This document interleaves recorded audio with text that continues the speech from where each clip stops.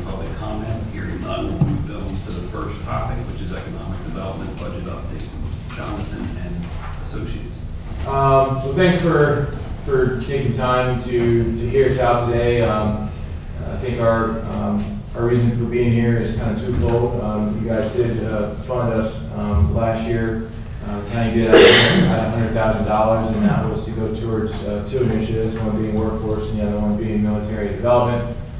So part of our presentation here today is to talk about the work that we did from last year to now, and kind of evaluate our performance, so to speak, of what we said we would accomplish, but also looking at the mere fact that there's still a lot of work that needs to be done in these two areas and looking towards 2018 and 2019. So the first slide here is just, a lot of this really comes out of our comprehensive plan, joint comprehensive plan, so to speak, of what were some mutual goals that we wanted to achieve as it relates to military. So first bullet is to retain existing missions and workloads at targeted installations, and so that's NSA, or Navy Support Activity in Mechanicsburg, Distribution and Logistics Agency in New Cumberland, and then also here in Carlisle Barracks in the War College, and then also AHAC. Part of our mission or goal is also to attract new missions and workloads to targeted installations. And so installations such as DLA and NSA do have capacity for additional growth.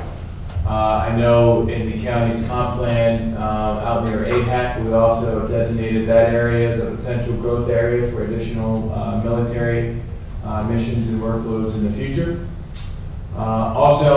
Next bullet there is to improve access and infrastructure at installations, and I'll talk a little bit more about some of the work that we're doing there.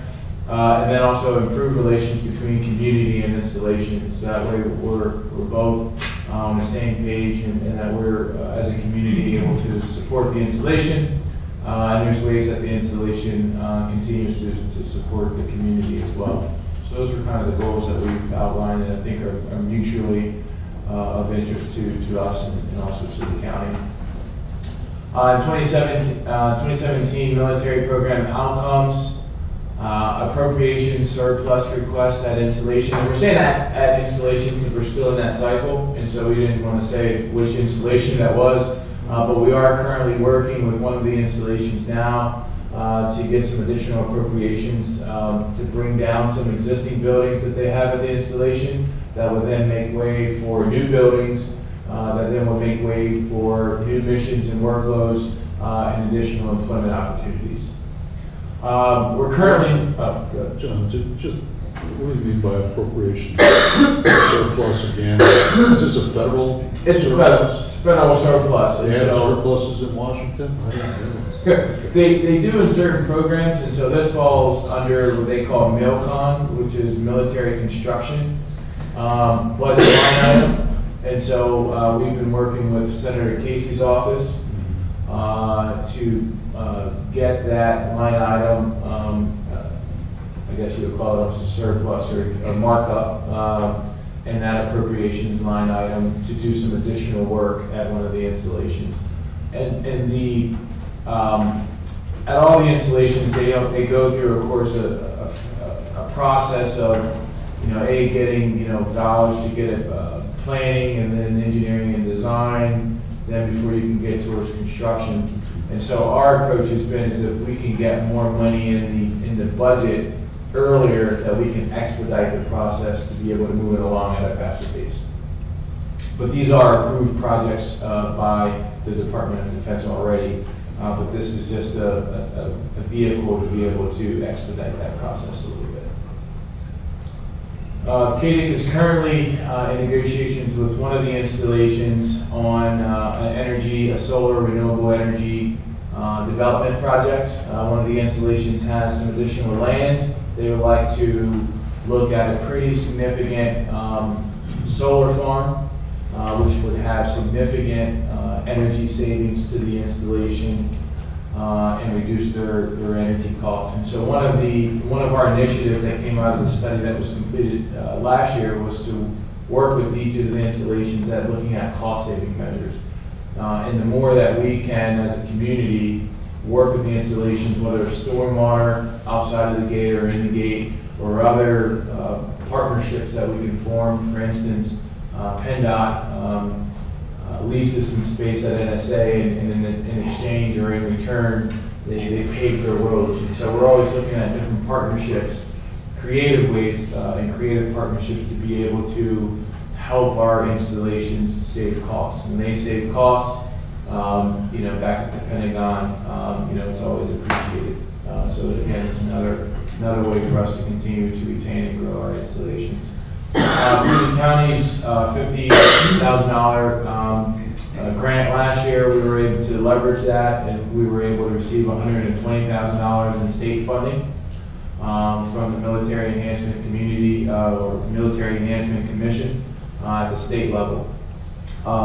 With the governor's most recent budget that was approved, I guess last week or over the weekend, funding actually went up about $8,000 for military, so pretty much a steady budget, and we really pushed hard and advocated for that steady income stream or budget stream for next year. So we would anticipate a very similar level of funding from the state in the 18-19 budget, just based on historical information.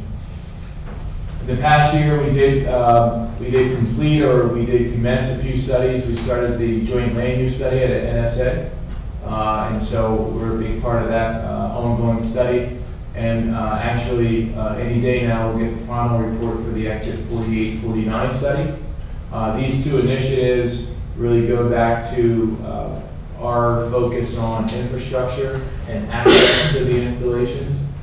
So the joint land use study is currently looking at some stormwater issues at the NSA location, specifically on the south side, which is more towards Mechanicsburg Borough and Trimble Road. There's been a lot of flooding issues back there and water runoff. So the study is going to be addressing that. And it's also addressing the access of NSA. Right now, you access, the main point of access is through the shopping plaza, which is very confusing if you've ever gone on post. And so the study is going to look at, how do we better improve access in a safe way for the installation. So that's very high on their list to be able to address. Especially if you're going on post to buy gas. Yeah, if you don't veer off or make a left somewhere, you keep going back, you will end up there, then they'll have you turn around, right? TJ Maxx one day. Kept going. So the study is looking at those things. So the base says they get quite a few people who, I guess, do what Gary does, and that's make a wrong turn or don't turn at all. It's a big place. Yeah. And I didn't realize this, but through the process, if you go back even 30 years, the installation, it was pretty much the end of civilization. It was just farmland. There was no, so that whole area has developed, and as a result, there is some Surrounded. Correct, it's surrounded. It says they have some egress issues there that will need to get addressed. So that study is addressing that. At the Exit 4849, we held a public meeting a few months ago. The consultant, Michael Baker, came to the recommendation that a full interchange at Exit 49 would improve access off of 81 to the installations, but also just the general region would improve safety, would improve economic development, and a whole lot of other benchmarks along the way. So that study is being wrapped up, and we're currently working with the planning department to take it to the next steps with HATS. And so we're working with Kirk and with Jeff on that process as we speak. So those were the studies that we commenced or completed in 2017. For 2018, Can I ask a question? sure. So this solar farm, do you have any details as to what the extent of that?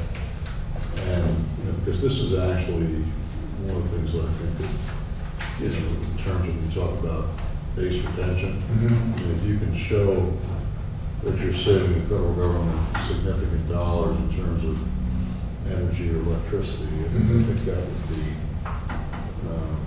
something good. So is this at NSA? Where is this energy? So it's at NSA. You currently have to go through, they have a whole department that is energy and renewable energy focused. It's called REPO. And so the first step was getting approval from REPO to work with KDIC through a power purchase agreement with a third party that would then provide the solar panels. And so we've achieved that first step of getting approval from REPO. And so we're now waiting for our approval letter. Once we get the approval letter, we'll work with the third party vendor to do an analysis of the installation to get a better understanding of what their capacity needs are and where the cost savings will be. So we're kind of in that due diligence. All right, so we don't have any dollar numbers yet. It seems Correct. significant. Yeah, we kind of know it's going to be significant, but we don't know what that actual cost savings is. But we'll know over the next 12 months, we'll be able to identify what that is. Okay. All right. One question for me, I don't expect you to have the answer on this, somewhat rhetorical, but why would they use spare land for the solar farm when their rooftop space alone is enormous? I've seen out in western part of the country Good point. that they're increasingly putting panels on warehouse roofs. Yep. There's wide open space. Yeah, there's some with NSA, and you can do rooftop. It's a little bit more expensive, and there's some areas on Post where they cannot develop for I think encroachment issues or setback issues. So it's kind of dead land, and so that's where they're looking at putting it, is in the areas where there will never be any So development. they're not sacrificing. So they're not sacrificing, correct. That was the concern we had was, well, if you get more emissions in, then will this stop or impede or have a negative implication on additional buildings? And the answer was no, these are areas that we can't build. And so they just thought it would be a good place to put them. But yeah, that's a good question. Yeah. 2018 goals, to continue to advance the Exit 4849 study, recommendations, and get that to HAS and get it on future TIP plan for design and for funding. Just so you know, there was a lot of conversation at the public meeting about how this study and this project would play into any expansion of 81. And so part of our messaging moving forward is whatever we would do in the way of design or future construction would be designed in a way with the thought that 81 would at some point will be 6 lanes. Yeah. So we wouldn't do this project and then 8 years from now dig it all up and expand. So that would be part of the conversation and the goal moving forward. It was about a $3 million project to make it a full interchange. I don't know, for some reason I was thinking this was going to be a $20 million project or some large number. So it was a pretty reasonably priced at about $3 million is what the consultant came back with. Also, continue with our push for appropriations for some of the projects at the installations to get those projects going, which then of course would create more jobs and long-term jobs as well. Work on the partnership agreement with NSA on the energy project that we were just talking about. Some of the funds that we did receive from last year's state allocation will be going towards a more comprehensive Carlisle Airport study. One of the recommendations that came out of our military study that we completed a few years ago was to look at all infrastructure, including airports that surround the installations, to see how we can enhance those installations and the type of military activity. And so we'll be also embarking on that study here. And then also we're going to be finishing the joint land use study this year at NSA. We're probably about 2/3 of the way there at this point, and so we anticipate on finishing that study this year. And so for military, our request to the county and to the commissioners is for $50,000 to fund these ongoing activities that we've kind of outlined for 2018, 2019. If there's no questions on the military, I'll pass it over to Laura, who, here you go, Laura. You can talk about the workforce. Yeah, so through our partnership, we want to build a pipeline of highly skilled, sustainable jobs in heavy equipment, advanced manufacturing, and nursing. This is to retain an existing business in the region, but also to attract and expand business in the county. I don't know how That one. Huh? That one. Up? No. Okay. So in 2017, we approved the curriculum for heavy equipment by the employers and educational institutions. We are offering a summer heavy equipment course through the Employment Skills Center in early August. This was something that wasn't on our list before. We're hoping to get maybe some grant money to help pay for it for unemployed or unemployed people, which I know has been something that you guys were targeting as well. And then you can see HAC will play a part in that with providing an instructor in this area. We've also got the employers engaged to take them out to the sites, blind excavating, even made shirts and hats. They're welcoming them to come out and actually get on the equipment. And then in the fall, the high school at Cumberland Valley School District will begin their heavy equipment program, and that is also inviting other school districts along with Cumberland Perry Go Tech to come into that program. It will be about, for 6 weeks, about 2 hours every morning. And you can see the project partners that we have engaged in that as well.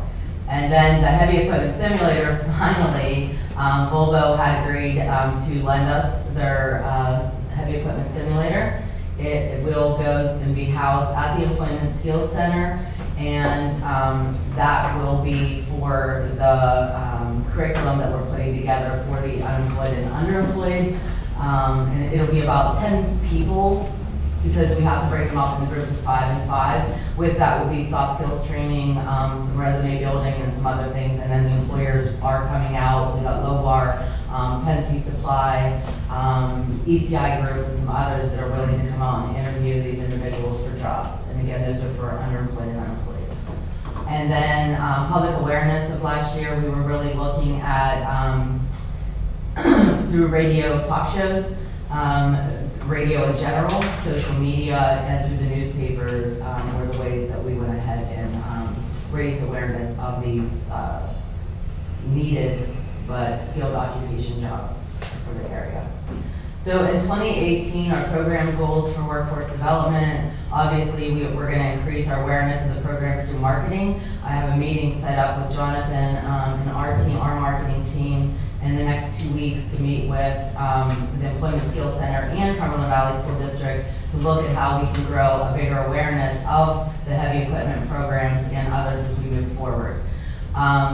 We are hoping to have 20 high school students through the pre-apprenticeship program in heavy equipment in 2018, and then also 20 adults through the apprenticeship program in heavy equipment. So right now, even though we're working it with the Employment Skills Center, later in the year, after we kick it off for the high school students, we would like to put together a program for adults that can go in the evening for this training.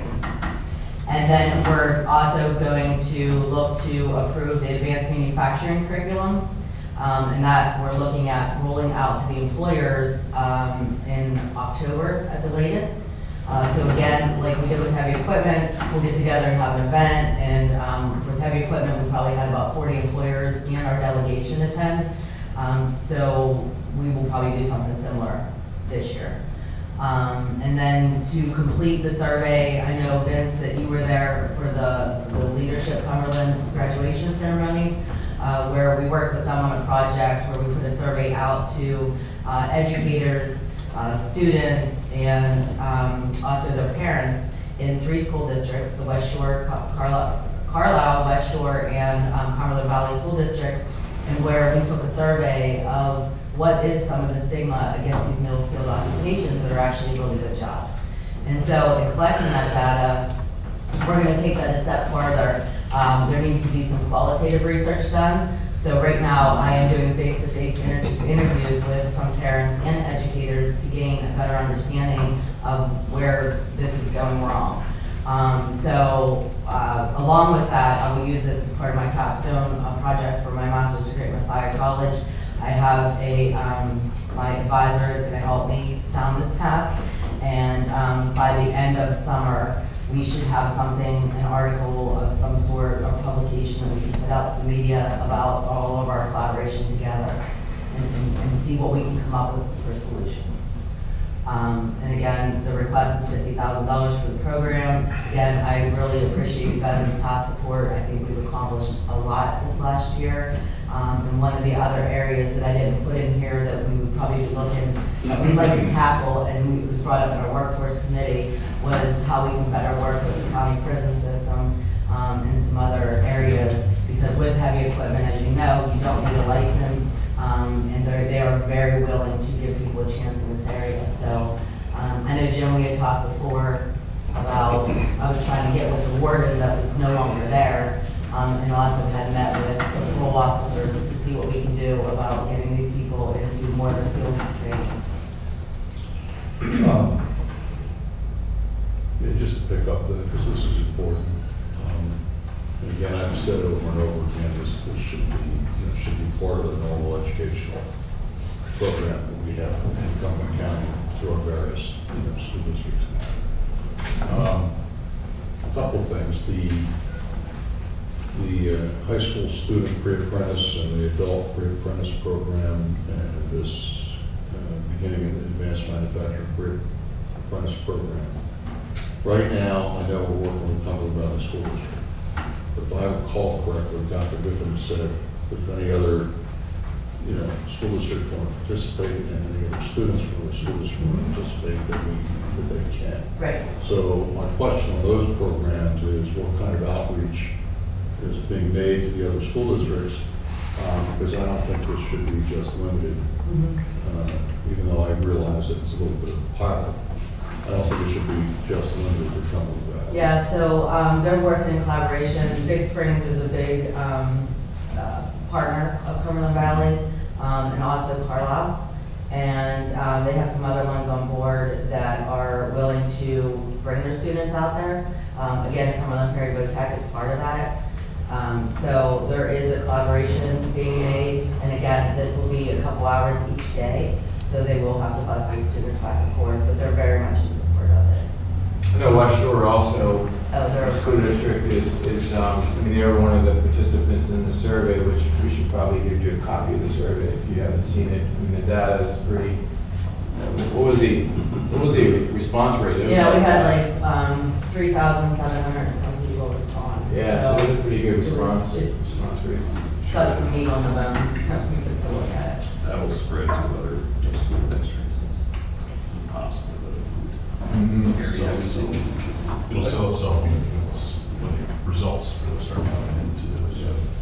Well, and I do think that perhaps with the effort that you're making dedicated in our investment in this, that we should maybe consider attending one of the school board meetings of every one of our school districts and showing that YouTube video and try to get that into circulation. I really think that there's an opportunity here that hopefully should have been addressed 25 years ago. But I think that YouTube video hits home, and I'll be the first to volunteer to attend one or more of those school board meetings. I think it's important that we try to get them working on a one-on-one basis here. And I think this school counselors, middle school principals, this is something that they ought to be pushing, because we're talking about essentially real jobs that are available today that pay good wages, and that not everybody needs to be on the same track of thinking that they need to go to a four-year institution. I can tell you that or liberal arts degree or whatever, because of the expense. I presented to Cumberland Valley School District Board and showed that video while I was there, and it was great feedback. But I think at some point, all the superintendents of all the schools could get together and have one large meeting, and maybe that's where we should plug in. Okay, that's fine with me. I mean, we could do it with all the superintendents.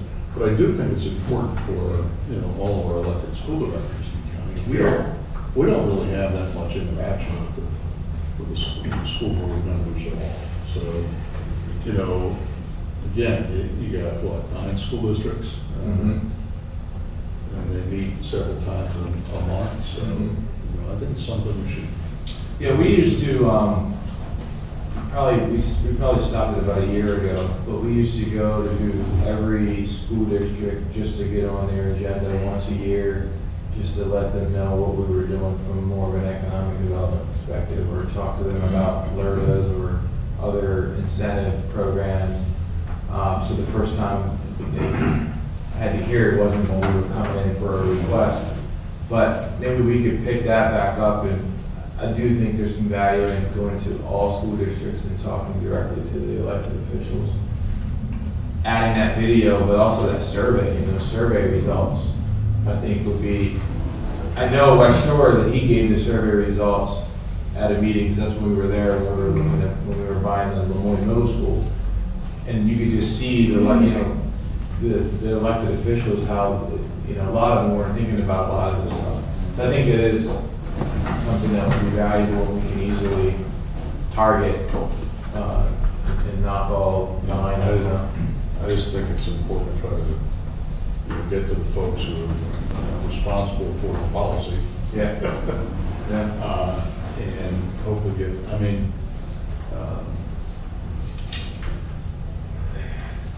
I served on the school board for a short time, way back, a long time ago. And I remember talking to one of the school directors at the time. He asked me, said, "When are we going to talk about education?" Being a school board member, because they get involved in so many other things, whether it's contract or personnel or disciplinary issues. And all of a sudden, after a while, you realize that we're not really talking about education anymore. Because you have so many of these other. Well, this goes to the heart of what they should be doing. So I just think it's cool. Is there a motion to approve the request? If I may, I just want to add a couple things.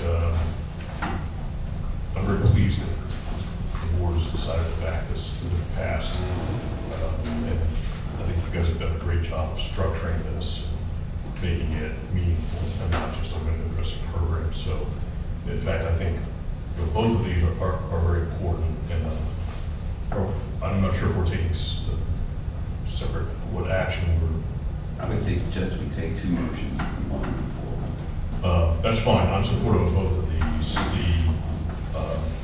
Obviously we've got a changing situation in regards to support of our military facilities. There's a lot in that mix that we don't control, but the things that we do control, we should really seek to influence as best we can.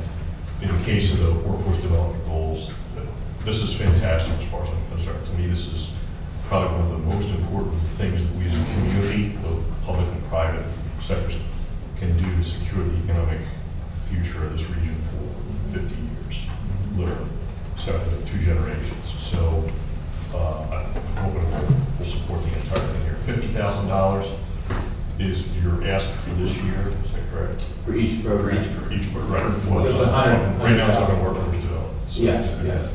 Okay, that's, as far as I'm concerned, that's a bargain if we take a long-term investment perspective and considering some of the other things that we throw a lot more money at than that. I think it'd be great if we had uniform support on this. I just have one other, it's basically an editorial comment on your presentation here, and on the page, the goals.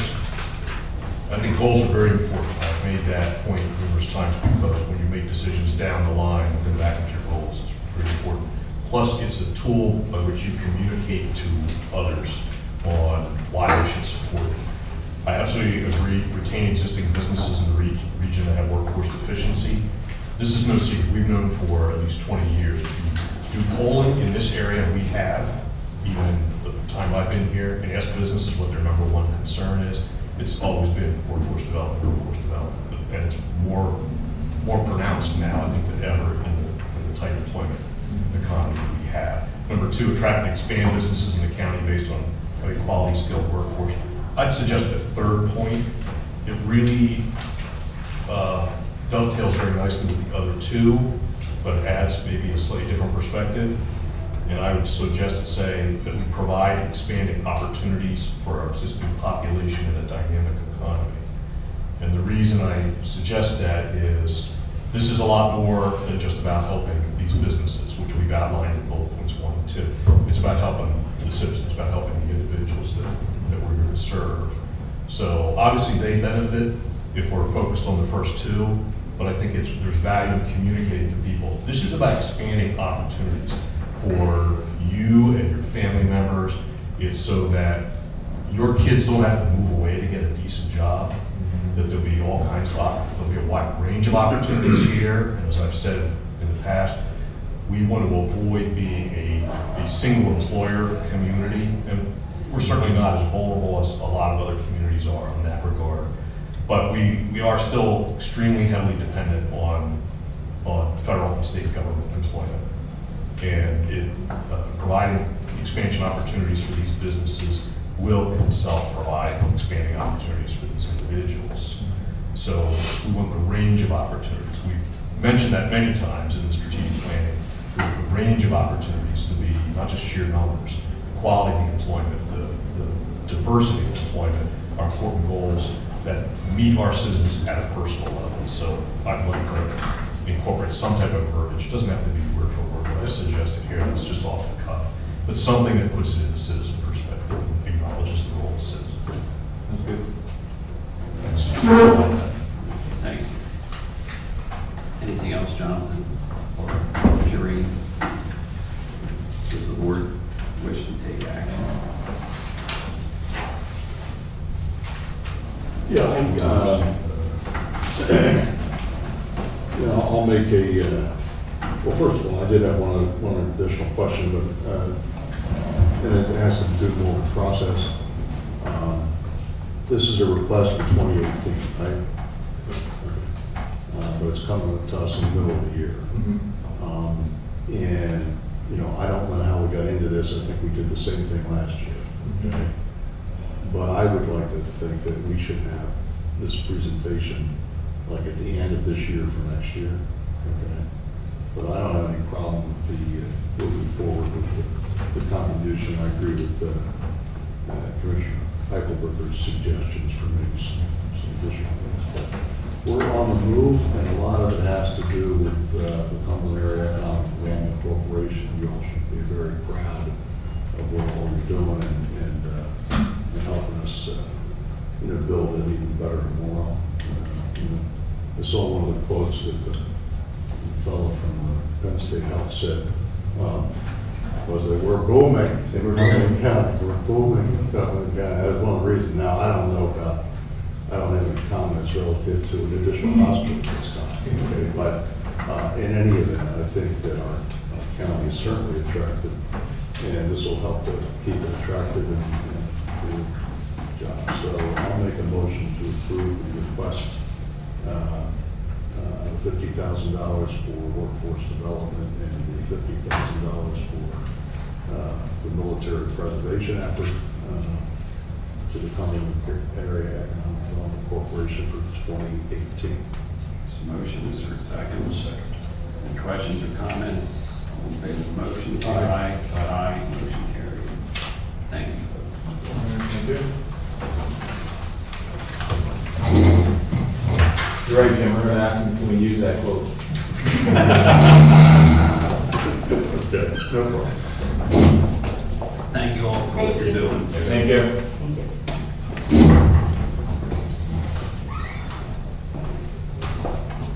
Okay, next is the discussion of the memorandum of understanding between Administrative Office, PA Courts, and Cumberland County for Opiate Intervention Program.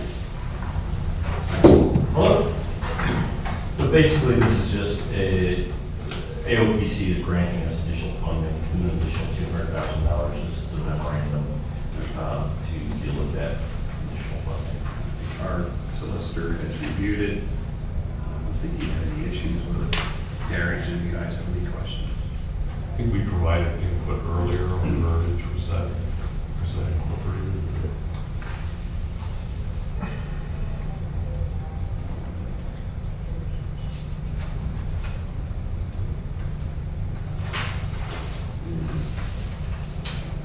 Something to clarify the county's role or. Yeah, it was the third whereas, and I had asked Keith, because whereas AOPC stipulated that any funding provided cannot be used to support new personnel. I think I had made a comment to fund new personnel. Keith said either word would have the same meaning. Oh, okay. So, and that was in an email from Keith. So my point is that we, the county, are not funding any part of this at this point in time. And I think that's what we wanted to make clear in this kind of review. Okay, and then my question would be, is that really what we're saying? Because this is a state grant we're getting, right? Correct. $200,000? Correct. Are we saying none of the funds that we're getting from the state grant are going to be used for personnel? Is that what we're saying? Yes. Okay, so where's the money for the personnel coming from then? It's coming from PCC. Okay. And the original, when this program was first came about, we had the same stipulations. The money from AOPC was just used for programming, and personnel funding came from PCC. Okay, well, that was I think that's the thing we want to be sure of, is that the county is not. And I believe PCCD's funding flows on a different cycle. I believe they're on that funding ends at the end of this calendar year. Okay, so the $200,000 essentially is to develop and implement, but can't be used to pay for personnel. And so the personnel costs are being paid for at the moment by the Commission for Private Units. Slight correction, the terminology I was referencing to is on page 1. It's under the heading Rights and Responsibilities of the Parties. Under 1, county shall use its grant to support its new opioid intervention program to develop, but not to support new positions. I had asked Keith, should we use the word but not to fund new positions? Keith said either one means the same thing. He said if we want to change it, we can. He said but he's okay, we did support. I don't have any problems with that wording. I think the point that I had made was that were we being clear, the county assumed no obligation to assume those costs if the grant funding went away. It sounds to me, based on what we've heard here, is that there's another, PCCD is the source of that money, so there's another venue for us to address that question. Not this one. Okay. I just wanted to clear that up. Yeah, I'll make a motion to approve the memorandum of understanding between the Administrative Office of Pennsylvania Courts and Cumberland County. we have a second. I'll second. Any final questions or comments? No, I just would like the minutes to reflect the fact that, while this funding that we're going to get from the courts cannot be used to fund personnel, our continued operation of the program to fund personnel is dependent on continued funding at this point from the Pennsylvania Commission on Private Units. Very good. All in favor of the motion, say aye. Aye. Aye. Motion carries. Thank you, Paul. Get a signature? Yes. I have to scan this and send it to AOPC. Posting. It's a Donald Trump sign.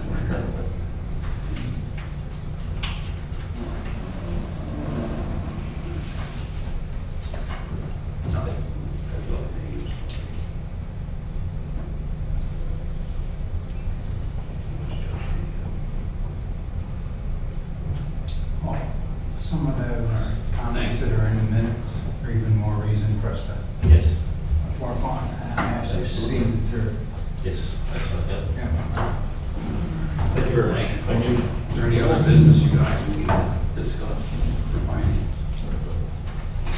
Motion to adjourn? We're adjourned, sir. Thank you.